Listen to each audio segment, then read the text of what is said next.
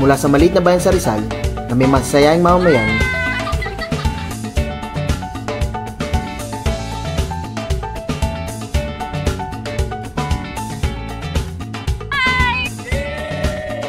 mayaman sa kalikasan, sa kultura, tradisyon, pagiging reliyoso, at talento sa musika. Ating alamin ang isa sa pinagmamalaki ng bayan ng Cardona, ang Arkong Kawayan. Mula sa bayang tahimik, malinis, maganda, ang bayan ng Cardona.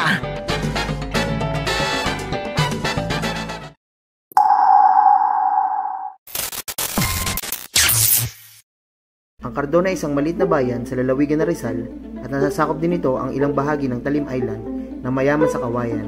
At ating itatampok ngayon ang pinagmamalaking Arkong Kawayan sa bayan ng Cardona.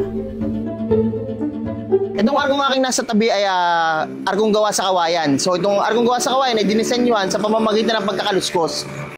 Ano nga ba ang kaluskos? Ang kaluskos ay tunog na pagkuskus na parang may lumalangit-ngit na tunog. Kinukuskus nila ang kawayan para magkaroon ng kakaibang disenyo. Bago natin alamin ang istorya sa likod ng mga arkong kawayan, samahan niyo muna akong silipin ang mga produktong gawa sa kawayan na pinagmamalaki rin dito sa bayan ng Cardona.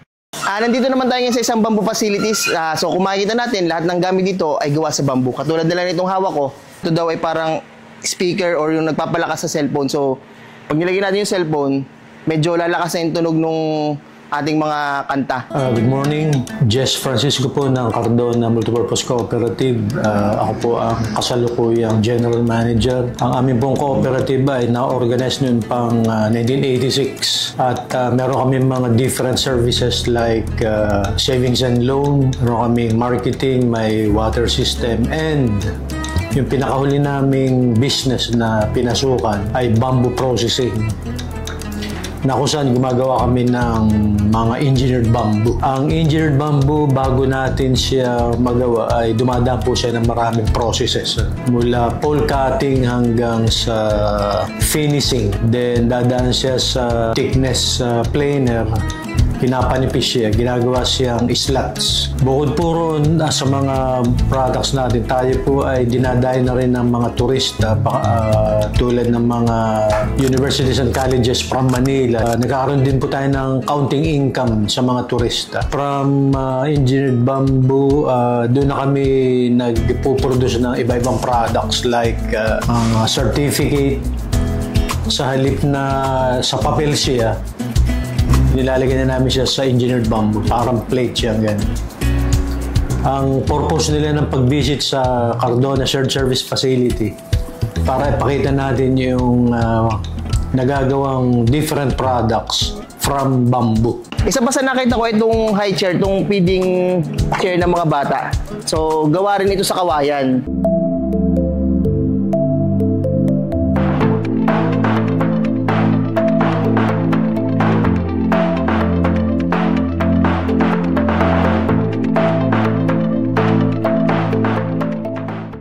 Ngayon naman ay dumako tayo sa gawaan ng arko.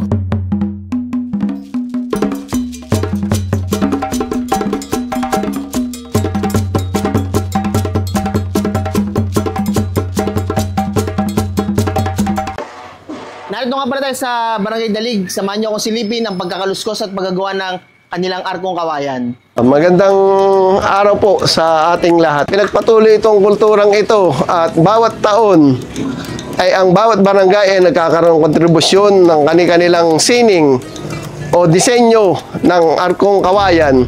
So kaya ito ay ibinatas ng ating sangguniang bayan na maging isang tradisyon sa ating bayan. Anumang henerasyon ng Roman, ito ay hindi na mawawala ang sining ng arkong kawayan rito sa bayan ng Cardona. Ngayon nakikita na natin ang paghahanda para ilipat itong arkong kawayan. Saan niyo po pala dadalhin niya ang arkong kawayan? Ngayon idadalhin natin sa harap ng munisipyo para maitayo roon kasama sa bawat barangay. Salamat po. Buhay na buhay pa rin ang pagbabayanihan, pagsayaw sa kalsada, at pagpakita ng talento at galing sa pagsayaw ng mga tiga Cardona.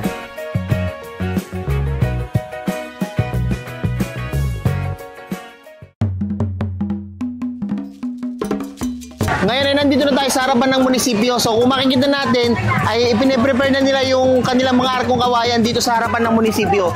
So may mga ilan pang arko na wala pa dito. So hintayin na lang natin para sa pag-prepare ito ng kapistahan ng arkong kawayan dito sa bayan ng Cardona.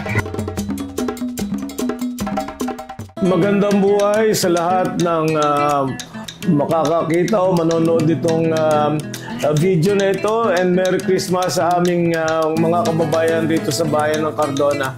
Magandang buhay po at Merry Christmas ulit sa inyo. Tayo po ay magbibigay ng kaunting history ng tungkol sa arkong kawayan. Marami po nagtatanong ng mga tao, hindi lamang dito sa Cardona kundi sa ibang bayan, kung ano itong arkong kawayan.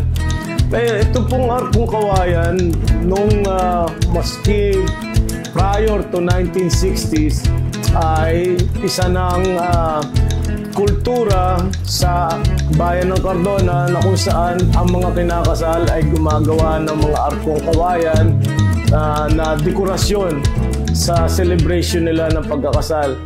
Nung panahon po ng 1990s na ang mayor rito ay ang aking butihing ama, ang Mayor Benny, ay naituloy niya ang arkong kawayan sa pamamagitan ng Christmas season, na kung saan in-improve nila ang klase ng arkong kawayan, at ito po ay naging trending na itunuloy naman namin hanggang sa ngayon ay ginagawa namin taon-taon.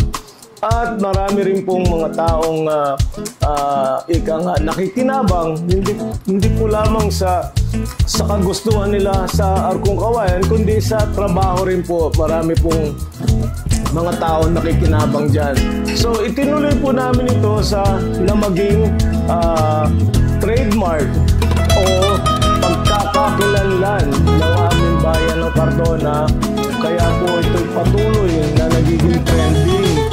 So, maganda po naman, at lalo na ito'y kasabay ng aming Christmas decor ng panawagan ng ating gobernador ni Richie Inares na magkaroon ng selebrasyon na naaayon sa YES program. So, pagka po Pasko, mayroon kaming arkong kawayan at saka Christmas tree na naaayon sa YES program. So, yun po ang ating kultura na tinutuloy natin para sa kabutihan, sa kagandahan, at sa pagkakakilanlan ng aming bayan ng Cardona. At mapanatili po nating malinis, maganda at tahimik ang ating bayan ng Cardona. Salamat po sa inyong lahat. Ilang minuto na lang ay masaksiyan na natin ang pagisindi ng mga nagagandahang ilaw ng arkong kawayan dito sa bayan ng Cardona. We will begin our countdown. 10, 9,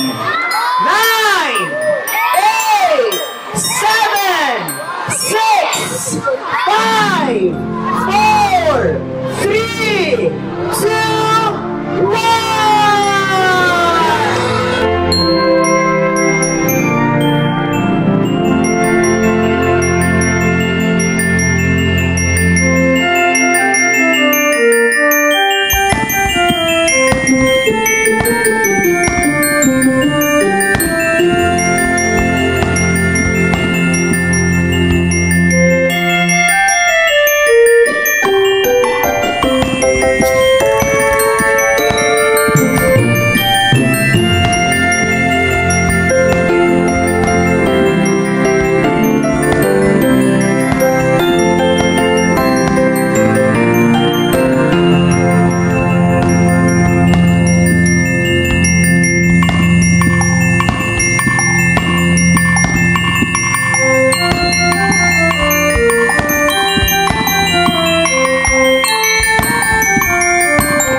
Salamat nga pala kay Mayor Jun San Juan at kay Paulo Reyes na walang sawang tumutulong para may pagmalaki ang bayan ng Cardona. Gusto nga palang pasalamatan ng ating sponsors, ang Kayans. So ito yung Facebook page nila, mga tiga Cardona, kung naghanap kayo ng masarap na kape, dito lang yan sa Kayans. Hindi may tatanggi ang aking galing at talento, lalong-lalo sa paglikha ng mga tiga Cardona. at pinapakita rin nila ang pagkakaisa at pagtutulungan bilang isang mamamayang Pilipino.